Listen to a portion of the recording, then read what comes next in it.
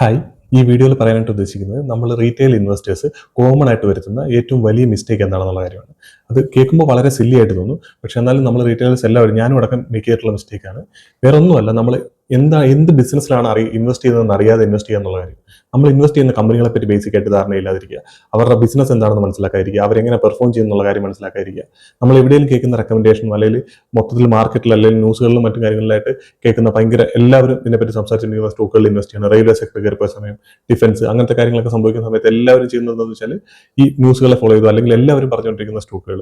നമുക്ക് നമ്മുടെ പോർട്ട്ഫോളിയോയിലുള്ള സ്റ്റോക്കിനെ പറ്റിയിട്ട് ബേസിക് ആയിട്ട് ധാരണയില്ലാതിരിക്കുക. നമ്മൾ അവിടെ കേൾക്കുന്ന ഇവിടെ കേൾക്കുന്നതായിട്ടുള്ള സ്റ്റോക്കുകളിൽ മറ്റുള്ള ആൾക്കാർ പറയുന്ന ഒരു ഇത് വെച്ചിട്ട് നമ്മൾ അതിനകത്ത് ആ ഒരു നറേറ്റീവ്സ് ഒക്കെ ഇട്ടിട്ട് ഇങ്ങനെയൊക്കെ സംഭവിക്കുന്നു വിചാരിച്ചിട്ട് നമ്മൾ വല്ലവരും പറയുന്നത് കേട്ടിട്ട് പോയിട്ട് ഇൻവെസ്റ്റ് ചെയ്യാന്നുള്ള കാര്യം. നമുക്ക് എന്താണ് കമ്പനി ചെയ്യുന്നത്, അവരുടെ സെക്ടർ ഏതാണ്, അവർ ബേസിക് ആയിട്ടൊരു ധാരണ ഉണ്ടാവും. പക്ഷെ അതല്ലാതെ അവരുടെ പ്രോഡക്റ്റ് എന്തൊക്കെയാണ്, അവർ ക്യാപെക്സ് എന്തെങ്കിലും പ്ലാൻ ചെയ്യുന്നുണ്ടോ, മാർജിൻസ് എങ്ങനെയുണ്ട്, ഗൈഡൻസ് എങ്ങനെയുണ്ട്, അവരുടെ ഫ്യൂച്ചർ ഔട്ട്ലുക്ക് എങ്ങനെയുണ്ട്, അവരുടെ പീർസ് എങ്ങനെയാണ് പെർഫോം ചെയ്യുന്നത്, ആ സെക്ടർ എങ്ങനെയാണ് വർക്ക് ചെയ്യുന്നത്, ഈ ബിസിനസ് മോഡൽ എന്താണ്, അവർ എന്തൊക്കെ ഇപ്പോൾ ഒരു റീറ്റെയിലുള്ള കമ്പനിയാണ് എന്തൊക്കെ പ്രോഡക്റ്റ് ആണ് അവർ സെല് ചെയ്യുന്നത്, അതിനകത്തൊക്കെ എന്തെങ്കിലും ചെറിയ വ്യത്യാസങ്ങൾ വന്നാൽ നമുക്കത് മനസ്സിലാക്കാൻ പറ്റുമോ. അപ്പോൾ അങ്ങനത്തെ കാര്യങ്ങളെ പറ്റി ബേസിക് ആയിട്ട് നമ്മൾ മനസ്സിലാക്കാതെ നമ്മൾ വെറുതെ ഒരു കമ്പനി പൊട്ടൻഷ്യൽ ഉണ്ട് എന്ന് എവിടെയും കേൾക്കുന്നു, നമ്മൾ പോയിട്ട് ഇൻവെസ്റ്റ് ചെയ്യുകയാണ് ചെയ്യുന്നത്. ഇങ്ങനെയുള്ള സ്റ്റോക്കുകളിൽ നമ്മൾ ഇൻവെസ്റ്റ് ചെയ്യുമ്പോൾ കാര്യം എന്താ വെച്ചാൽ, ഒന്നാമത്തെ കാര്യം നമുക്ക് എന്താണ് ഈ ബിസിനസ് എന്ന് മനസ്സിലാവില്ല. അതുകൊണ്ട് തന്നെ ഇവിടെ എന്തെങ്കിലും ഫ്യൂച്ചറിൽ എന്തെങ്കിലും ഇഷ്യൂസ് വന്നാൽ പോലും നമുക്കത് മനസ്സിലാക്കാൻ പറ്റില്ല.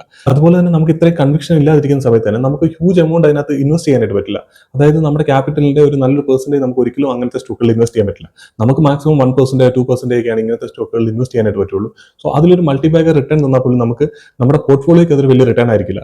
സോ നമ്മൾ എന്താണെന്ന് പോലും മനസ്സിലാക്കാത്ത കമ്പനികളിൽ പോയിട്ട് ഇൻവെസ്റ്റ് ചെയ്തിട്ട് അതിൽ നമുക്ക് മൾട്ടിബാഗർ റിട്ടേൺ കിട്ടിയാൽ പോലും നമുക്കതിന്റെ ബെനിഫിറ്റ്സ് ശരിക്കും ആക്ച്വലി നമുക്ക് കിട്ടില്ല. ഈ ചെറിയ 1% ഇൻവെസ്റ്റ് ചെയ്തിട്ട് അതൊരു 5 ടൈംസ് ആയാൽ പോലും നമുക്കാകെ നമ്മുടെ പോർട്ട്ഫോളിയോയുടെ 4% റിട്ടേൺ ആയിട്ട് വരുള്ളൂ.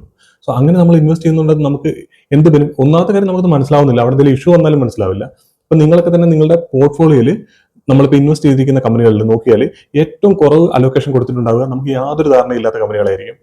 നമ്മുടെ പോർട്ട്ഫോളിയോ അത് ചെക്ക് ചെയ്താൽ മനസ്സിലാവും. ഭൂരിഭാഗം നമുക്ക് ഏറ്റവും താഴെ നമ്മൾ ഏറ്റവും കുറവ് ഇൻവെസ്റ്റ് ചെയ്തിരിക്കുന്ന കമ്പനികൾ എന്ന് പറഞ്ഞാൽ യാതൊരു രീതിയിലും നമുക്ക് അതിനകത്ത് എന്താണ് ബിസിനസ് എന്ന് പോലും ധാരണയില്ലാത്ത കമ്പനികളായിരിക്കും. അതായത് നമുക്ക് ആ ബിസിനസ് എന്താണെന്ന് അറിയില്ല, പിന്നെ നമുക്ക് അവരുടെ പെർഫോമൻസിന്റെ കൺവിക്ഷനെ പറ്റിയിട്ട് എന്തായിരിക്കും ധാരണ ഉണ്ടാവും നമുക്ക് ഊഹിക്കാൻ പറ്റുമല്ലോ.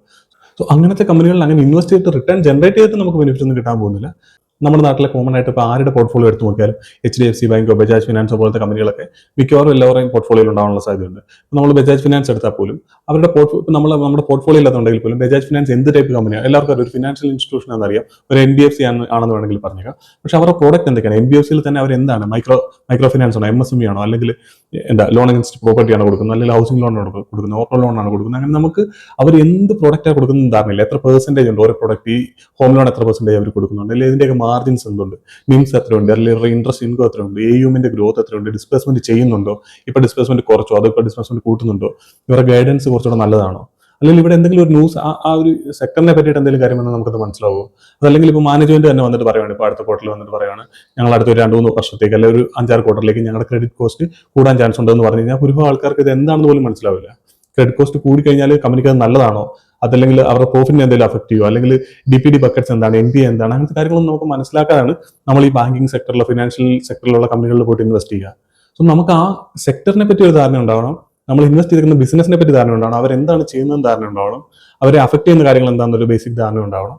ഈ ഒരു കാര്യങ്ങളൊന്നും മനസ്സിലാക്കാതെ പോയിട്ട് നമ്മൾ ഇൻവെസ്റ്റ് ചെയ്ത് കഴിഞ്ഞാൽ നമുക്ക് അവിടെ ഒരു വലിയ മണി ഉണ്ടാക്കാൻ ഒരിക്കലും പറ്റില്ല. ഇൻ കേസ് ആ കമ്പനികൾ ചിലപ്പോൾ ഒരു 10% 20% പ്രോഫിറ്റ് കിട്ടിയാൽ നമ്മൾ ഒരുപക്ഷെ അത് എക്സിറ്റ് ചെയ്ത് പോകാനുള്ള സാധ്യത കൂടില്ല. കാരണം നമുക്ക് ഇനി അതിന് പൊട്ടൻഷ്യൽ ഉണ്ടോ എന്ന് പോലും മനസ്സിലാക്കാൻ പറ്റില്ല. മൾട്ടിബാഗർ റിട്ടേൺ ജനറേറ്റ് ചെയ്യുക എന്ന് പറയുന്നത് ഒരിക്കലും പോസിബിൾ ആയിട്ടുള്ള ഒരു കാര്യമല്ല. നമുക്ക് ആ ബിസിനസ് അറിയില്ല എന്നുണ്ടെങ്കിൽ ഒരിക്കലും അത് പോസിബിൾ ആയിട്ട് നമുക്കത് ഹോൾഡ് ചെയ്തിരിക്കാൻ പറ്റില്ല അങ്ങനത്തെ കമ്പനികളിൽ. അപ്പോൾ അതുകൊണ്ട് തന്നെ നമ്മൾ ആദ്യമായിട്ട് ബേസിക് ആയിട്ട് ചെയ്യേണ്ട കാര്യം, നമ്മൾ ഏതൊരു സ്റ്റോക്കിൽ ഇൻവെസ്റ്റ് ചെയ്യാം, നമ്മുടെ പോർട്ട്ഫോളിയോയിൽ ഇപ്പോൾ ഉള്ള സ്റ്റോക്കുകളാണെങ്കിൽ പോലും എടുത്തിട്ട് അതിന്റെ ബിസിനസ് എന്താണെന്ന് മനസ്സിലാക്കാൻ ശ്രമിക്കുക. അത് നമുക്ക് മനസ്സിലാവുന്നില്ലെങ്കിൽ നമ്മൾ അങ്ങനത്തെ കമ്പനികളിൽ ഇൻവെസ്റ്റ് ചെയ്യാതിരിക്കുന്നത് തന്നെയാണ് നല്ലത്.